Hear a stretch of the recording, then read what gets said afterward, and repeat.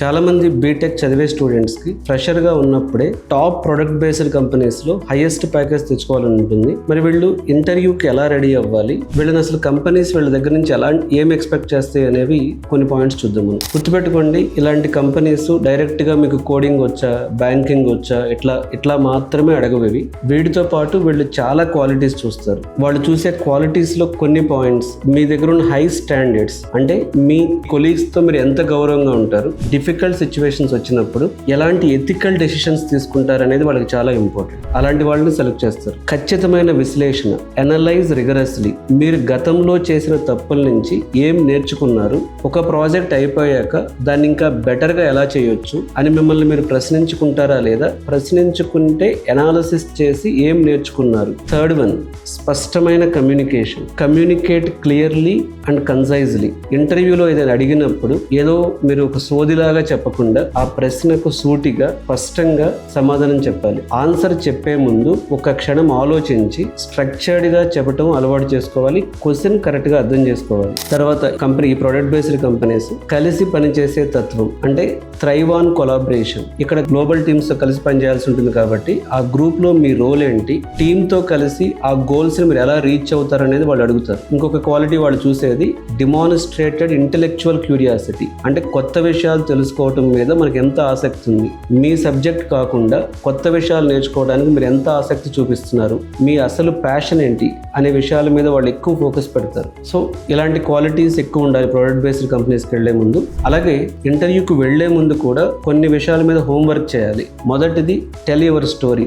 మీ రెజ్యూమేలో ఉన్నటువంటి bullet points పట్టి చెప్పడం కాదు ఇంటర్వ్యూ అంటే. మీ స్టోరీ చెప్పండి, మీ అచీవ్మెంట్స్ చెప్పండి, మీ మోటివేషన్ చెప్పండి, మీ ప్యాషన్ చెప్పండి, మీ ఫ్యూచర్ ప్లాన్స్ చెప్పండి. అంతేగాని ఏదో రెజ్యూమ్లో నాకు ఇది వచ్చు అది వచ్చు అని చెప్పడం కాదు. వాళ్ళు ఎక్స్పెక్ట్ చేసేది ఇంటర్వ్యూలో మీ స్టోరీ ఎక్స్పెక్ట్ చేస్తారు. రెండవది, they dig in to your experiences. మీరు ఎన్ని ప్రాజెక్ట్స్ చేశారు, ఆ ప్రాజెక్ట్లో మీరు ఎలాంటి ఛాలెంజెస్ ఫేస్ చేశారు, వాటిని ఎలా సాల్వ్ చేశారు అనేది డీప్గా ఎక్స్పెక్ట్ చేస్తారు. అంటే ఏదో మీరు పైన స్టోరీ లాగా చెప్తే కాదు. ఇది ప్రాజెక్ట్స్లో మీ ఛాలెంజెస్ ఏంటి, వాటి సొల్యూషన్స్ ఏంటి, వాటికి ఇంకా బెస్ట్గా ఎలా చేసేవాళ్ళు అనేది వాళ్ళు ఎక్స్పెక్ట్ చేస్తారు. అలాగే చిన్న విషయాలు కూడా, అంటే మీ డ్రెస్ కోడ్ కావచ్చు, లేకపోతే మీరు క్వశ్చన్స్ అడగటం కావచ్చు, ఇంటర్వ్యూలో ఇంటరాక్టివ్గా మీరు కూడా కొన్ని క్వశ్చన్స్ అడగటం కావచ్చు, ఒక పెన్ను పేపర్ తీసుకుని మీరు వాటిని నోట్ చేసుకోవటం కావచ్చు. ఇవన్నీ కూడా చిన్న పాయింట్స్ అయినా సరే మంచి ప్యాకేజ్ ఇచ్చేటప్పుడు ప్రతిదీ కూడా చాలా క్యూరియస్గా అబ్జర్వ్ చేస్తారు. ఇకపోతే చాలా వరకు ప్రొడక్ట్ బేస్డ్ కంపెనీస్లో ఒక 4 రకాల ఇంటర్వ్యూ క్వశ్చన్స్ వస్తాయి మీకు. ఒకటి టెక్నికల్ క్వశ్చన్స్, మీ సబ్జెక్ట్ నాలెడ్జ్ని టెస్ట్ చేస్తారు. 2 బిహేవియరల్ క్వశ్చన్స్, గతంలో మీరు మీ టీంలో వచ్చినటువంటి సమస్యల్ని, కన్ఫ్లిక్ట్స్ని ఎలా హ్యాండిల్ చేశారో టెస్ట్ చేస్తారు. 3 సిచ్యువేషనల్, ఒకవేళ మీరు ప్రాజెక్ట్ మధ్యలో స్ట్రక్ అయిపోయి నెక్స్ట్ ఏం చేయాలో తెలియకపోతే అప్పుడు ఎలా రియాక్ట్ అవుతారు, ఇవన్నీ సిచ్యువేషనల్ క్వశ్చన్స్ అడుగుతారు. అలాగే case studies and analytical, real world problems ఇచ్చి మిమ్మల్ని సొల్యూషన్స్ అడుగుతారు. సో మీరు ఎప్పుడైనా ఇంటర్వ్యూకి వెళ్ళినప్పుడు ఫస్ట్ ప్రశ్నని సరిగ్గా అర్థం చేసుకోండి.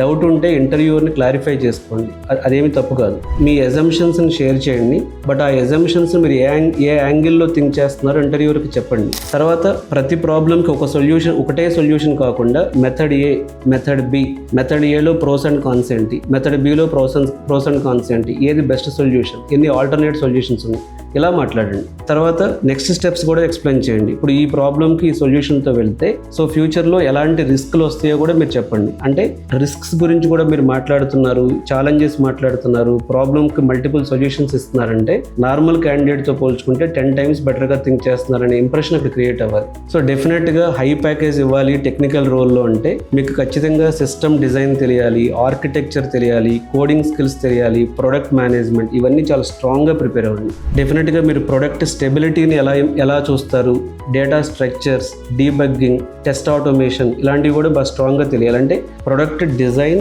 ఆర్కిటెక్చర్, డెవలప్మెంట్, టెస్టింగ్, డిప్లాయ్మెంట్ అన్ని ఏరియాస్లో చాలా డీప్ క్వాలిటీతో థింక్ చేస్తేనే మీకు హై ప్యాకేజ్ వస్తుంది. అలాగే ఇన్ఫ్రాస్ట్రక్చర్ గురించి, క్లౌడ్ గురించి, కంప్యూటర్ సైన్స్ ఫండమెంటల్స్ గురించి కూడా చాలా డీప్ నాలెడ్జ్ మీకు ఉండాలి. ఇంకొక చాలా ఇంపార్టెంట్, ఈ టాప్ ప్రొడక్ట్ బేస్డ్ కంపెనీస్కి వెళ్ళేటప్పుడు ఓపిక్గా ఉండండి. ఈ టాప్ కంపెనీస్ ఎక్కడ క్వాలిటీ విషయంలో రాజీ పడరు.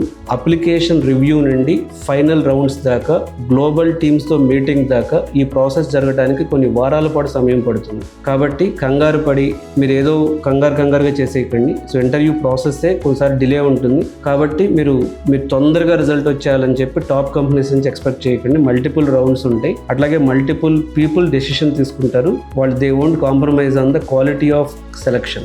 టాప్ కంపెనీస్లో ప్రొడక్ట్ బేస్డ్ కంపెనీకి వెళ్ళాలి అంటే ఇది హై లెవెల్ ఇన్ఫర్మేషన్. సో చాలా కంపెనీ స్పెసిఫిక్గా కూడా కొన్ని టాప్ ప్రొడక్ట్ బేస్డ్ కంపెనీస్లో ఎట్లా జాబ్ కొట్టాలనేది కూడా మనం సిరీస్ ఆఫ్ వీడియోస్ మన ఛానల్లో చేద్దాం. Thank you.